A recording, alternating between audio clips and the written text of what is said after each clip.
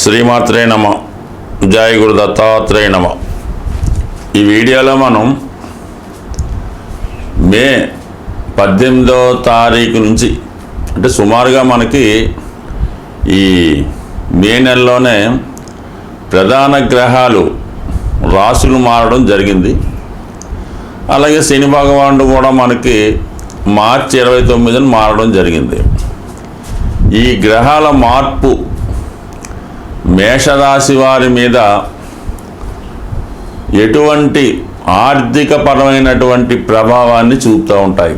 అయితే ముఖ్యంగా మనం చెప్పేది ఏంటంటే ఈ వీడియోలో మేషరాశి వారికి మారిన ప్రధాన గ్రహాల ప్రభావం ముఖ్యంగా ధనయోగాలు, రాజయోగాలు ఏ విధంగా ఏర్పడతాయి, వీరు ధనం సంపాదించాలంటే ఏ ఏ రంగాల్లో స్థిరపడితే బాగుంటుంది, ఏ ఏ ప్రయత్నాలు చేయడం వల్ల వీళ్ళు ఆర్థికంగా ఎదగాలనే భావన కలుగుతూ ఉంటుంది.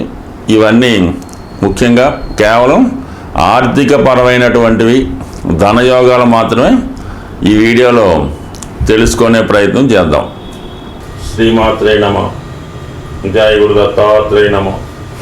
ఈ వీడియోలో మనం మీనరాశి వారికి మారిన 4 ప్రధాన గ్రహాలు ఏ విధమైనటువంటి ధనయోగాలు ఇవ్వడం జరుగుతుంది, మరి ప్రస్తుతం మీనరాశి వారు ఉన్నటువంటి ఆర్థికపరమైనటువంటి సమస్యల నుంచి ఏ విధంగా బయటపడడానికి మార్గాలు ఏంటి అన్న విషయాన్ని మనం పరిశీలించే ప్రయత్నం చేద్దాం. మీనరాశి వారు సాధారణంగా అతిగా ఏమీ ఆశించరు. ఎంత కష్టపడతామో అంతే ప్రతిఫలాన్ని ఆశిస్తారు తప్ప మిగతా వాళ్ళగా అర్ధరాత్రి ధనవంతులు అయిపోవాలి, కోటీశ్వరులు అయిపోవాలి అన్నటువంటి ఆలోచన అయితే వీటికి ఉండదు. ఏదైనా నిజాయితీగా ఉంటారు, కరెక్ట్గా వారికి ఎంత పేమెంట్ రావాలో అదే తీసుకుంటారు. ఇది మీనరాశి వారు. అందుకని ఎప్పుడు బ్యాలెన్స్గా ఉంటారు వీళ్ళు. మరి ఇప్పుడు ఈ రాశిలో మరి జన్మశని నడుస్తుంది. వీరికి జన్మస్థానంలో ఉన్నటువంటి శని చాలా మానసిక అశాంతిని, బలహీనతని కలిగించి నిరుత్సాహపరుస్తుంటాడు అన్నమాట. ఏ అవకాశం వచ్చినా దాన్ని చేపట్టడానికి రెడీగా ఉండరు వీళ్ళు. అంటే వీళ్ళ యొక్క ప్రస్తుతం వీళ్ళ యొక్క స్థితిని, లేదంటే వీళ్ళ యొక్క స్టేటస్ని, వీళ్ళ యొక్క అర్హతని చూసి ఎవరన్నా ఓ మంచి అవకాశం ఇద్దామని వచ్చారనుకోండి, దాన్ని టేకప్ చేయడానికి పెద్దగా ఇష్టపడరు. మీరు ఏదైనా మా కాలేజీలో ప్రిన్సిపల్గా రండి, మా కాలేజీ మొత్తం మీ చేతిలో పెడతామని అవకాశం ఇస్తే వాళ్ళు దాన్ని టేకప్ చేయడానికి రెడీగా ఉండరు. అంతరంగంగా ఎలా ఉంటుంది, మనం చాలా వరిగా ఉన్నాం కదా, ఇప్పుడు మనం న్యాయం చేయగలమా అన్నటువంటి ఆలోచన కూడా రావటం వల్ల కామన్గా వీళ్ళకి వచ్చిన అవకాశాలని వదులుకోవడం జరుగుతూ ఉంటుంది. అంటే మనం ఇప్పుడు కేవలం ధనయోగాల కోసం మాట్లాడుతున్నాం కాబట్టి మరి దీనికి మీరు ఇంకా ఎక్కువ కష్టపడవలసి వస్తుంది.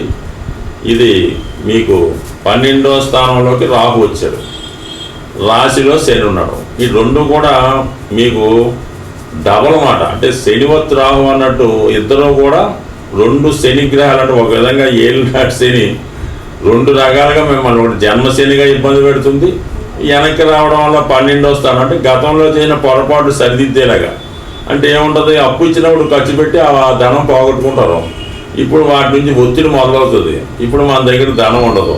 ఈ విధంగా ఈ 2 మిమ్మల్ని బాగా వరి చేస్తున్నాయి. అయితే మరి ధనయోగాలు ఏమిస్తాయి?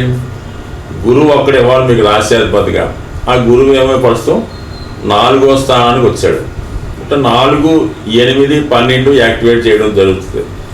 ఎటు వచ్చి అదృష్టవశాత్తు దశమ స్థానాన్ని, కర్మస్థానాన్ని, స్వక్షేత్రాన్ని, సహజ భాగ్యస్థానం మీకు దశమ స్థానం అవడం వల్ల కేవలం మీరు దైవ బలం మీద, ఆధ్యాత్మిక విలువల మీద, పూర్వపుణ్యం మీద ఆధారపడవలసి ఉంటుంది. అంటే ప్రస్తుతం ఏంటంటే వ్యక్తిగతంగా మనం నిస్సాహితిలో ఉన్నాం. అటు శని రాహు మమ్మల్ని అంటే మీనరాశి వారిని ఒక బంధించినట్టు పెడేయడమాట. ఎక్కడికి వెళ్ళడానికి లేదు, వెనక్కి రావడానికి లేదు, ముందుకు వెళ్ళడానికి లేదు, ఉన్నదాన్ని వదలటానికి లేదు, కొత్త దాన్ని టేకప్ చేయడానికి లేదు, ఆ విధంగా మిమ్మల్ని అక్కడ స్టకాన్ చేయడం జరిగింది. అంటే ఇటు వచ్చి మీకు శ్వాసనిచ్చే ఏకైక గ్రహం అంటే గురుగ్రహం. అంటే 4 ప్రధాన గ్రహాల కోసం మాట్లాడుతున్నాం మనం. మిగతా శుక్రుడు, బుధుడు, రవి, కుజుడు అవి పక్కన పెడదాం. కేవలం ఈ ప్రధాన గ్రహాలే మనం నిర్ణయిస్తూ ఉంటాయి.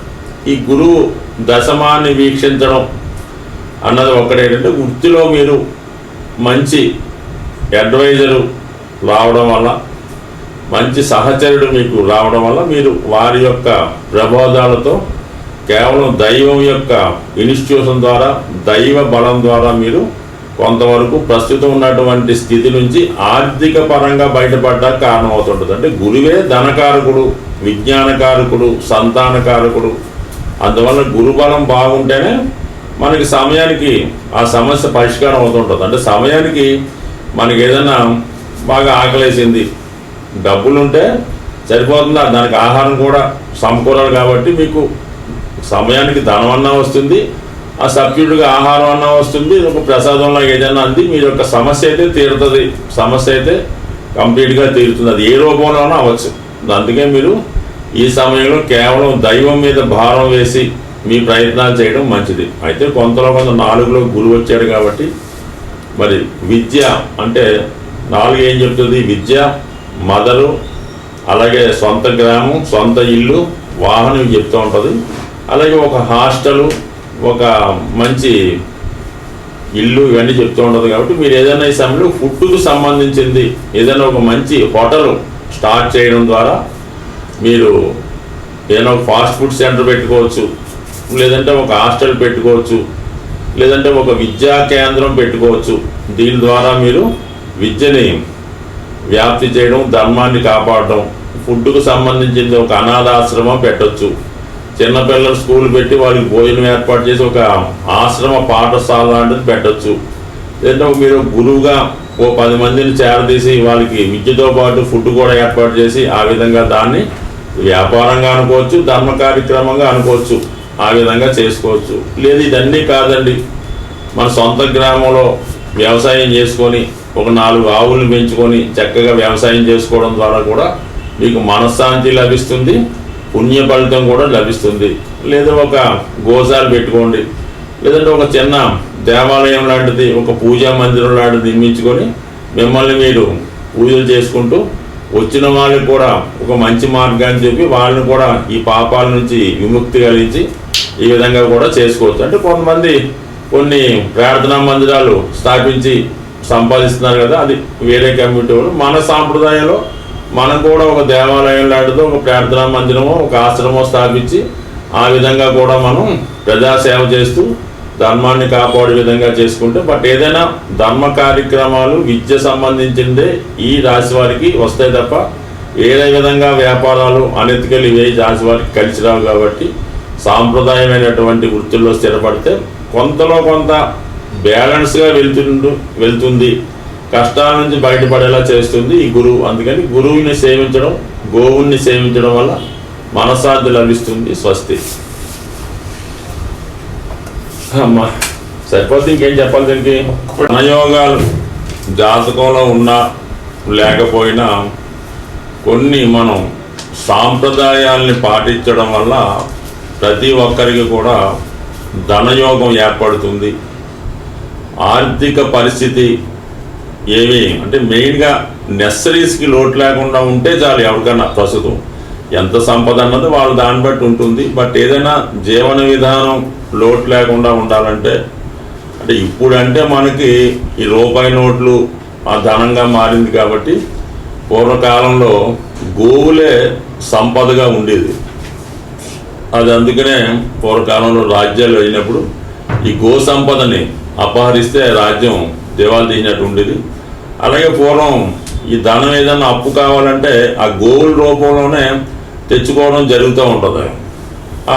ఎవరి దగ్గర ఎక్కువ గోవులు ఉంటే వాడే రాజు చక్రవర్తిగా ఉండేవాడు. కాబట్టి ఇప్పుడు కూడా మరి పూర్వకాలం అంటే ఒక 40-50 సంవత్సరాల క్రితం ప్రతి కుటుంబంలో కూడా ఒక గోవుని కంపల్సరీగా వారు పెంచుతూ ఉండేవారు, దాన్ని పూజిస్తూ ఉండరు. అప్పుడు ఆ కుటుంబాలు చాలా సర్వ సౌఖ్యంగా ఉండడం జరుగుతూ ఉండేది. అలాగే అది చిన్నతనమో గొప్పతనమో తెలియదు, కానీ పాలుకి సంబంధించినటువంటి వ్యాపారం, అంటే అది వ్యాపారం అనకూడదు, పాలు నలుగురికి ఇవ్వడం, ఆ పాలు అవ్వచ్చు, దాని పాలు సంబంధించిన ప్రొడక్ట్స్, పాలు, పెరుగు, వెన్న, నెయ్యి, పెరుగు, ఇవన్నీ కూడా ఎవరైతే అది వ్యాపారంగానో కులవృత్తిగా చేసేవారో వారు చాలా సంపదగా ఉంటుండేవారు. ఇప్పుడు అవసరమైన ఏదైనా పర్లేదు, కానీ గోవుని సేవించడం వల్ల, అంటే ఇప్పుడు సిటీలో మనకి సేవించడానికి ఉపయోగం లేకపోవడం వల్ల ఏదైనా మనం గోవుని, అంటే మన పల్లెటూరులో ఉన్న, మీకు పట్టణంలో ఉన్న గోశాలలు ఉంటాయి, గోవులు దేవాలయంలో కొంతమంది గోవుని పెంచుతున్నారు.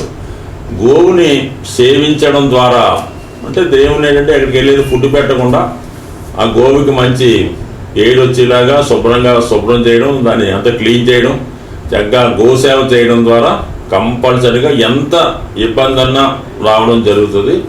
ఇప్పుడు మీరు ఒక వెండిదో, లేదంటే సిల్వర్దో, లేదంటే వెండిదో, రాగిదో, ఇత్తడిదో, ఏదో ఒకటి, కేవలం మట్టిదైనా ఆవు దూడ బొమ్మ మీ యొక్క గృహంలో పెట్టుకొని దానికి విధి విధానంగా ఏదో పూజ చేయనట్టు కొంత దాన్ని ఆరాధిస్తే చాలు.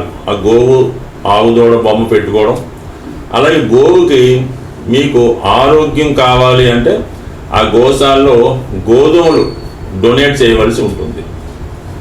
అలాగే మీకు ఆర్థిక పరంగా అనుకూలంగా ఉండాలి, ఏదన్నా వివాహాలు జరగాలి అనుకుంటే మాత్రం ఈ శనగలు, అంటే కొమ్ము శనగలు అంటారు, వరలక్ష్మి పూజ శనగలు అంటుంటారు, ఆ శనగలు ఆ గోశాలలో ఇవ్వాల్సి ఉంటుంది. అంటే శనగలు అయితే 3 కేజీలు ఇవ్వాల్సి ఉంటుంది. ఆరోగ్యం కొరకు గోధుమలు అయితే 6 కేజీలు ఇవ్వాల్సి ఉంటుంది. అలాగే చదువు, విద్య కావాలంటే ఆవుకి పచ్చగడ్డి లేదంటే తోటకూర ఇవ్వడం వల్ల చదువు బాగా ఉంటుంది. ఇక మీకు మిగతా ఎటువంటి సమస్య సాల్వ్ అయ్యాలన్నా కొద్దిగా ఈ క్యారెట్ అని అవన్నీ ఏమైనా పెట్టచ్చు. ముఖ్యంగా ఇవి చేసుకుంటే సరిపోతూ ఉంటుంది.